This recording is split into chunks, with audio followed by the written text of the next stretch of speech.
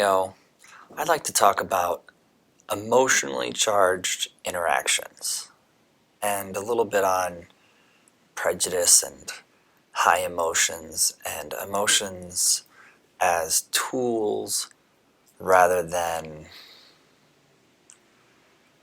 hindrances in a way.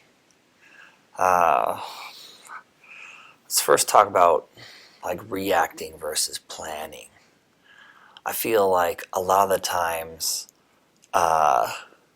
there is a reaction because when things get important, the show is about to begin. You're on a film set. Uh, you know, somebody's hurt, needs help. You know, uh, you know, emotional boiling points are getting to a cracking and breaking point. Any and all of these things are emergencies, and oftentimes in emergencies we get into a reaction mode where we just, okay, let's do something now, and it's almost like this panic and this uncontrollability that's very unaware. It's the opposite of awareness. It's very, just not there kind of thing. And even though it feels like an emergency, because it is an emergency, emergencies are much better dealt with when it's done aware. You're not dealing with an emergency very well if you're not actually dealing with the emergency.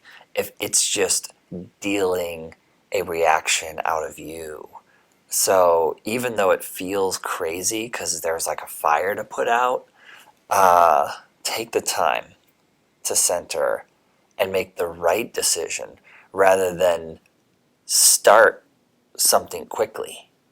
Because even though it feels like that urgency wants you to, push go and just do something, anything quickly, you're going to be much better off doing the right thing rather than doing something quickly. Either way, you're not going to, just casual it, because that's a checking out too. That's a, I'm just not going to care as much. You're turning the care dial down, which is not the right thing in an emergency. No, it's still to care, but it's to care and know that the most important priority thing is to center, be aware, not react, but to intentionally do the best thing in the situation.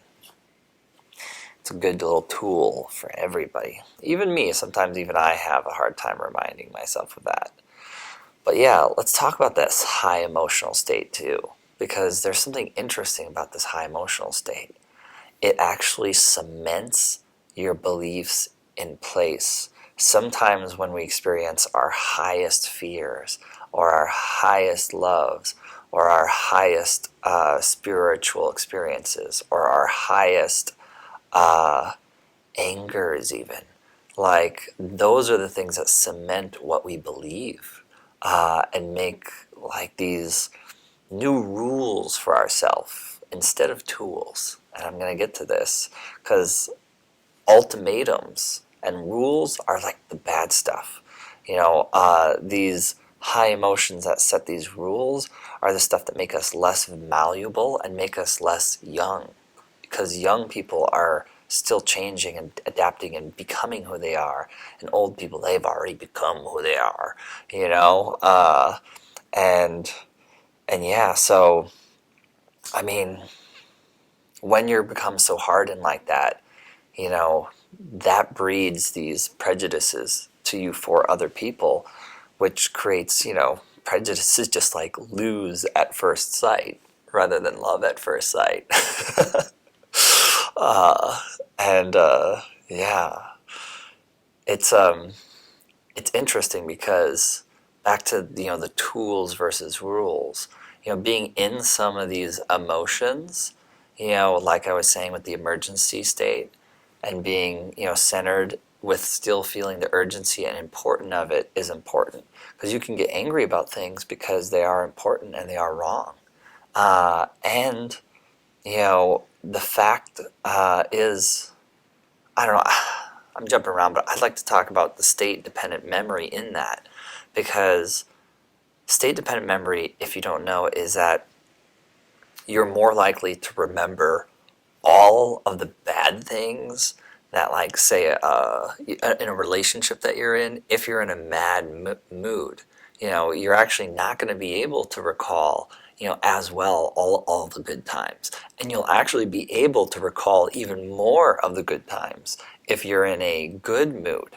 That is because your mood actually triggers these different memory, parts too, because they almost put them in a block, or I don't really know how it works, but I know that this is a thing that they talk about in psychology and sociology and even brain science stuff, is this state-dependent memory. So do your research and look it up too if you'd like with that. But knowing that that thing is a real thing is a tool too to use, because then you can be in angry states or sad states and do the modalities that you want to learn and use when you're in those states again and the stakes are higher. You can let yourself feel a little bit angry as you're learning about things rather than happy and excited. Otherwise, you might lose these tools when you really need them. Yeah, or even hungry or frustrated or all these different conditions. I guess fasting could be a little bit of a tool. I'm not a big fan of fasting, but, I see some value in that too, because then if you're hungry again and you're able to do these things while hungry, you have yourself a little tool there, But yeah, oh yeah. I think one of the things about the state-dependent memory stuff too, and this other stuff, is that, I don't know, the important thing to know with high emotions is, one, they cement, beliefs and rules into place, which can be an unhealthy thing, especially if it's just you becoming something that you're not choosing to become. Because I feel like we can all be the best people when we aspire to what we really want to create of ourselves. Wow. But, and also, the high emotional states control you. Sometimes you don't have the steering wheel when you're in a high emotional state. Like the people who get really angry, you've seen them really angry, and when they're really angry, you've seen somebody lose their temper before. You've maybe even experienced yourself losing your temper before. You're able to, in different shades, because it's not like a black and white, oh, that's a lose your temper, that's not. There's gradients in there, and in those gradients in there, realize that control slips with that high emotionalness in sorrow, the high emotionalness in panic, fear, that high emotionalness in anger, of course, and that high emotionalness in joy too, manic, so in all those things, yeah, just know, just be aware of yourself getting emotionally drunk, and the writing that the high emotionalness is doing to you. So where is the place for these high emotions, like high emotional anger, and things like that? I feel like some of it is a good tool for inspiring to action.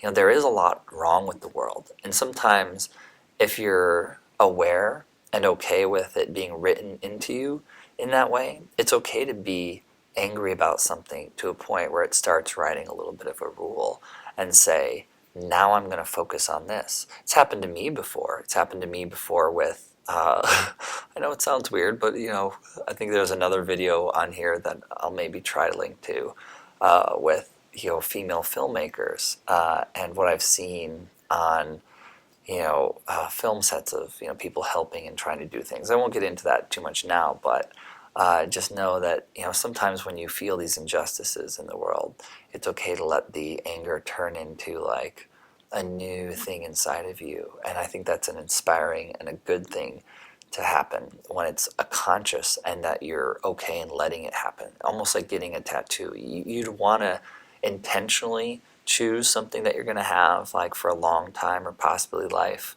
but you wouldn't want it to just happenstance upon you. Uh, it's a very conscious choice, I feel like. And yeah, I mean, and I guess the opposite of that too is not to balloon and inflate, panic or, rejection or sadness and stuff like that, even though it's real, because it could not serve you sometimes to do so. It could feel good in a moment, and it could be a cathartic emotional release, and it can be initially healing too.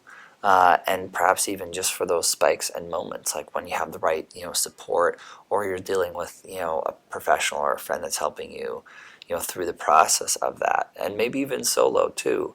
But after the healing, the attachment to that pain, or the attachment to the panic, the attachment to the sorrow, the attachment to the anger, the attachment to even the joy can, not serve as well as, the inspiring and positive like flip sides to being, even more not like emotionally driven and inspired, by it, but just consciously, using both, using who you really choose to be in awareness to really drive like that as well.